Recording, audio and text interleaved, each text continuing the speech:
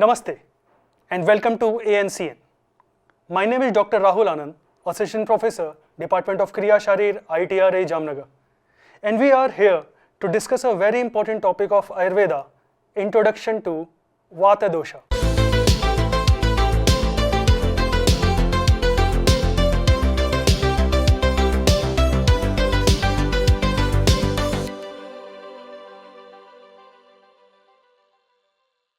To understand a particular topic, first of all we should try to understand that how that word is derived. Therefore, to understand a Vata, we should first of all focus on the etymology and derivation of Vata. According to Acharya Shushruta, the word Vata is defined as Tatra va gati gandhanayo. Here, gati means motion, movement, going, etc. We will see later on that Vata is responsible for the movement of dosha, dhatus, mala and other entities in our body. The meaning of a gandhan is intimation, information, perception, etc. Because we will see that most of the nervous and hormonal functions of our body are regulated by Vata. So Vata dosha is considered one of the three Sharir doshas. Vata dosha is the most important among these three doshas because it is responsible for movement and cognition. Without Vata, no activity in the body can take place. Acharya Shushruta said, Avyakto Vyakta Karma, which means Vata cannot be seen directly, but its actions are clearly manifested. In other words, the presence of Vata can be understood through its function in the body. We can take the example of wind. We know that we cannot see wind, but we can feel the wind by its actions, like movement of leaves. Now let us see why Vata is so important for our body. We will focus on some of the important quotations mentioned in Ayurveda. Acharya Bhel mentioned, Vata tatra adhikam kaschit prahanya upahantiya yavatishthati vato hi dehi tavattu jivati. Means, life continues as long as Vata is present in our body. Acharya Sharangdhar mentioned, Pitta pangu kafa pangu pangavo mala dhatava vayuna yatra niyante Tatra Gachanti Meghavat. Means Pitta, Kapha, Dhatu and Mala are incapable of moving by their own. For example, the clouds are present but they cannot move without the help of Vayu. Similarly, the movement of the functional and structural entities in our body require Vata. Now a question comes whether Vata is dosha, dhatu or mala. Most of us call Vata as dosh. Why? Because we know that the definition of dosh is dushyanti iti dosha. As long as the doshas are in samyavastha, they are responsible for the proper functioning of the body. But when doshas become vitiated, then they cause harm to the body. The same is true for a Vata, and hence it is called as dosha. Vata can also be called dhatu. We can focus on a shlok. Acharya Shushruta says, Narte deha kafadasti na pitanna cha marutat shoditadapi va nityam etestu dharyate. Means Vata, Pitta, Kapha and Rakta are responsible for a dharan or sustenance function in our body. So since Vata is responsible for sustaining the body, therefore it can be called a dhatu also. Because we know, one which causes dharan is called dhatu. Sharira dharanat dhatva. Vata can also be called a mala. We can recall a shlok from Charak Chikitsa Sthan 15th chapter, where we studied the stages of digestion. We can recall the last stage of digestion, which is called a Katu Avastha Pak, which said, Pakvashyam tu praptasya shosyamadasya vanina paripindit pakvasya Vayu Syat Katu Bhavata. According to this shloka, in the last stage of digestion called Katu Avastha Pak, Vata is produced. This Vata is produced in the form of Mala, Malini Karadat Mala. This Vata, which is produced in the form of Mala, can cause Malinata, and therefore Vata can be called a Mala also. And thus, we can see that Vata can be called dosha, dhatu, Mala in different contexts. What is so important that Acharya Shushruta in Nidan Sthan said that Sthiti, Utpatti, Vinasheshu, Bhutanameshu, karanam means the origination, sustenance and destruction of human beings is dependent on Vata. Now let's discuss about the Panchabhautik composition of Vata. As we know, all the entities of the universe are made of Panch Mahabhuta, Sarvam Dravyam hi Panchabhautikam. Now let's discuss the Panchabhautik composition of Vata dosha. As we know that all the entities of universe are made of Panch Mahabhuta. Similarly, Vata is also made of all the 5 Mahabhutas, but this Vata is predominant in Vayu and Akash Mahabhuta, due to which this Vata can easily move, because Akash provides the space required for the movement and Vayu provides the energy necessary for all types of movement. Therefore, we can say that Vata and Akash are predominant in Vata. Now coming to the characteristics of Vata. The Ayurveda scholars discussed following characteristics of Vata. Acharya Charak in Sutristhan first chapter mentioned that the characteristics of Vata are Ruksha means Vata is dry, Shita means Vata is cold, Laghu Vata is light, Sukshma Vata is subtle in nature, Chala means Vata is mobile, Vishad means Vata is clear in nature, and Khara means Vata is rough in nature. Mostly all the Ayurveda scholars mentioned similar characteristics of Vata. But in Charak Sutristhan 12th chapter, Vata Kalakali Adhyay, Acharya Charak mentioned one separate feature of Vata called Daruna. In Charak Chikitsa 3, Acharya Charak Yogvahi as the function of Vata. In Shushrut Nidan first chapter, Acharya Shushrut mentioned that Vata can move in Tiryak direction, means in all directions. Some other special characteristics of Vata are as follows. Like Vata has a feature of Amurtatva, means it has no definite form. Acharya Charak in Vimanisthan mentioned Shigra Gati of Vata. Why is it important for us to know the characteristics of Vata? These characteristics are important because when these features increase in our body, then this is an indication that Vata has vitiated in our body. When these features decrease in our body, then it is indicative that Vata dosh has decreased in our body. So, these features are important to know the condition of Vata dosh in our body. Also, these characteristics are important for the treatment of Vikar.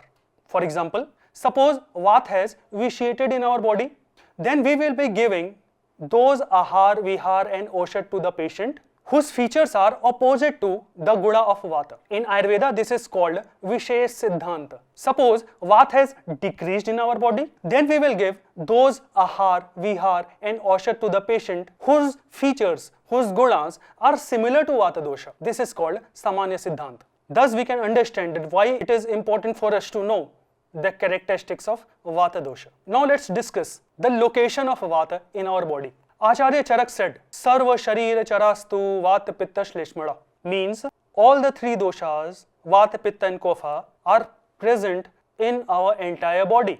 However, each dosha has a predominant region where its presence and functions are mainly observed. So let's see what are the specific locations of Vata in our body. According to Acharya Charak, the specific locations of Vata are Basti, means urinary bladder, Purishadhanam, means a region of large intestine, rectum and anus, Kati means pelvic region, Sakthini means thigh region, Pad means legs, Asthi means bones and Pakvashay. So these are the specific locations of Vata dosha according to Charak. But among all these locations, Pakvashay is the specific location of Vata. According to Vagbhat, the specific locations of Vata are Pakvashaya, Kati, Sakti, Shrotra. Shrotra means ears, Asthi, Sparshnendriya, whose location is skin. According to Acharya Shushrut, the specific location of Vata is Pakwadhana and Guda, means anus. Now let's discuss why most of the Ayurveda scholars called Pakvasha as the prime site of Vata. The probable reasons can be as follows. Acharya Shushrut mentioned that the location of Vata in our body is below Nabhi. And we all know that the Pakvasha is situated below Nabhi. Second, we just discussed that the main qualities of Vata are movement, dryness, lightness and roughness. and these features are predominantly seen in Pakwashe. We know that the fecal matter becomes dry and solid in Pakwashe, which reflects the ruksha or dry nature of Vata. Other than these, Apana Vata, which is an important subtype of Vata. When we will study Apana Vata, we will see that the important functions of Apana Vata, that is defecation, urination, menstruation, ejaculation, childbirth, etc., mainly occur in the region of Pakwashe. We just saw that in the process of last stage of digestion, Vata is produced in Katu Avasthapak, and the location of Katu Avasthapak in which Vata is produced occurs in Pakwashe. When Vata gets aggravated, then the symptoms like constipation, abdominal distension, gurgling, dryness, pain are mainly observed in Pakwashe. Also, we have heard of Basti. Basti is one among the main 5 karmas of Panchakarma. So whenever Vata gets vitiated in our body, the Ayurveda scholars, the Ayurveda Vaidya, often apply Basti in a anus region, in a region which is close to Pakwashe. So with these we can understand the relationship between Vata and Pakwashe, and thus maybe due to these reasons, Ayurveda scholars chose Pakwashe as the prime site of Vata. Now let's discuss the functions of Vata. In chapter 18 of Sutrasthan, Acharya Charak mentioned that the functions of Vata are Utsaha, Uchvas, Nishwas, Cheshta, Dhatu Gati Sama, Samo Moksho Gati Matam, Vayo Karma Avikarajam.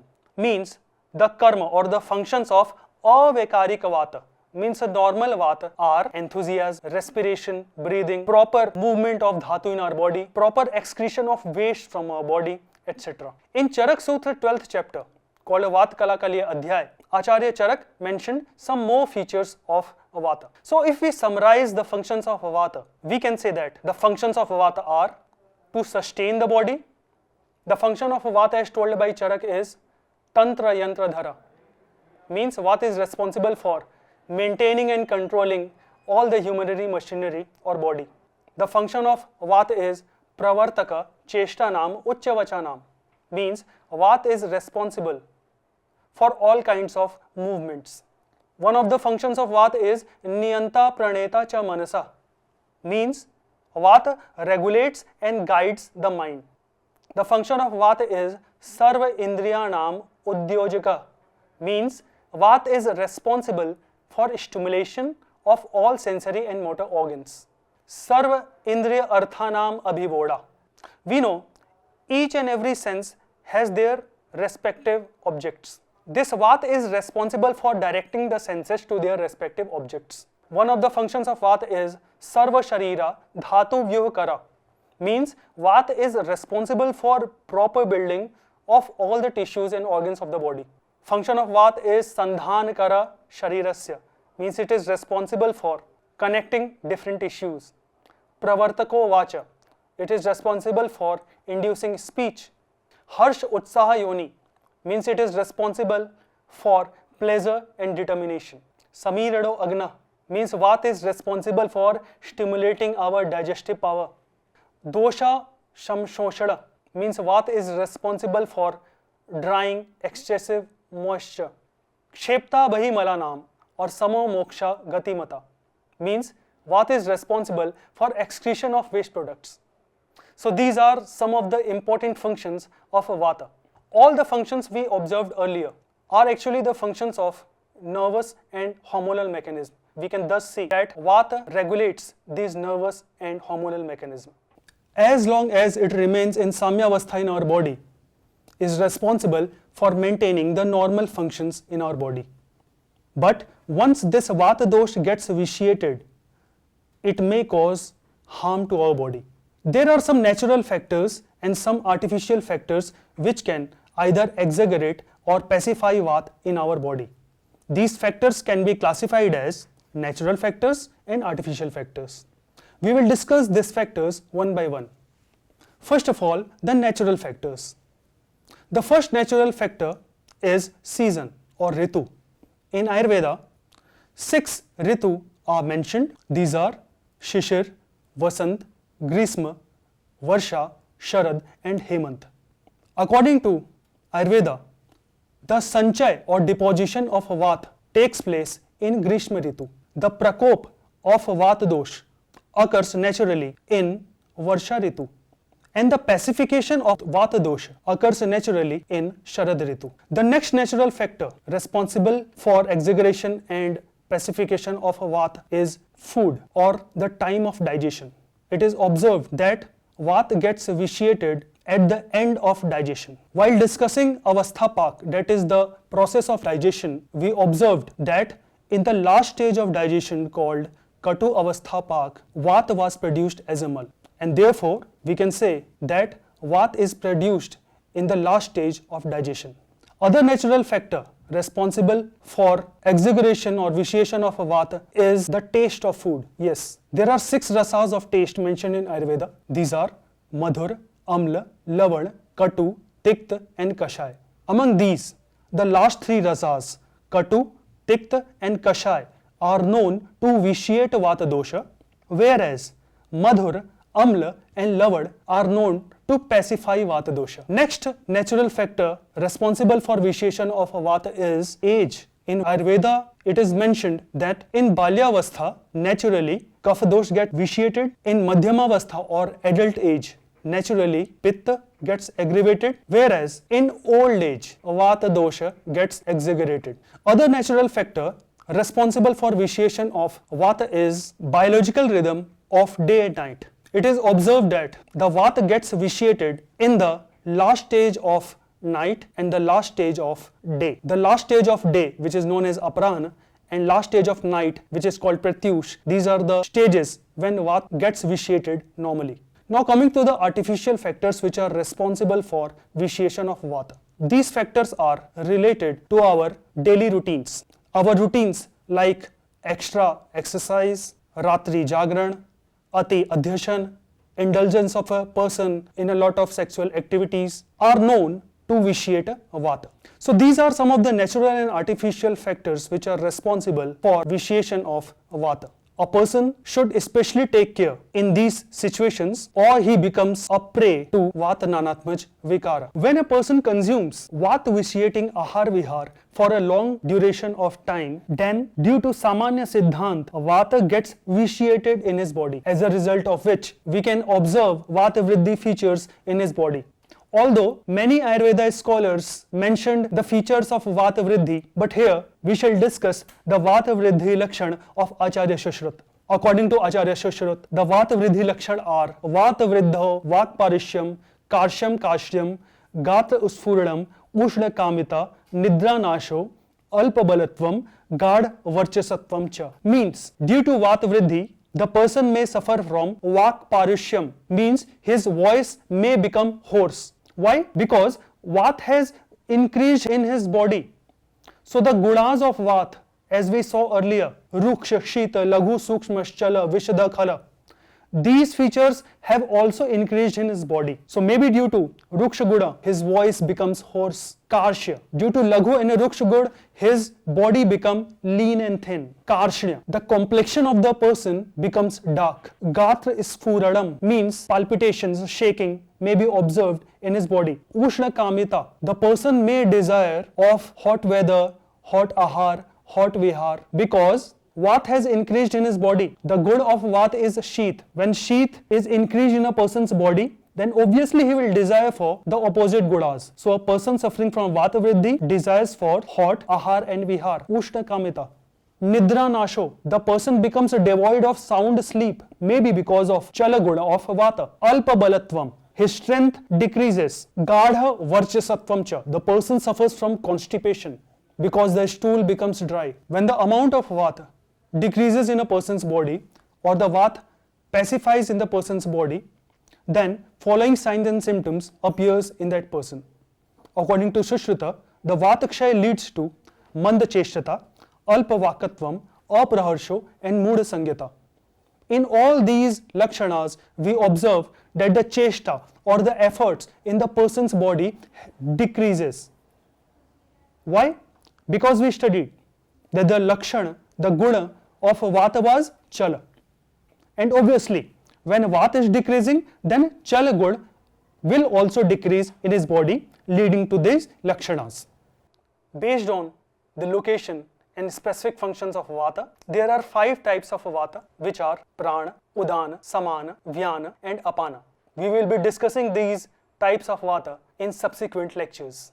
So this was all about Vata dosha. We saw how important Vata is among the 3 doshas. Acharya Shushrat in Nidanisthan said, Achintya virya doshadam neta rog samuharat. Vata is important because Vata leads and regulates the functions of all doshas, and Vata is also responsible for manifestation of many diseases. The balanced state of Vata is thus essential for health, while its disturbance can lead to disease and dysfunction. So this is all about Vata dosha. In coming days, we will be discussing some important topics and lectures related to Ayurveda. Till then, thank you and keep in touch with ANCN.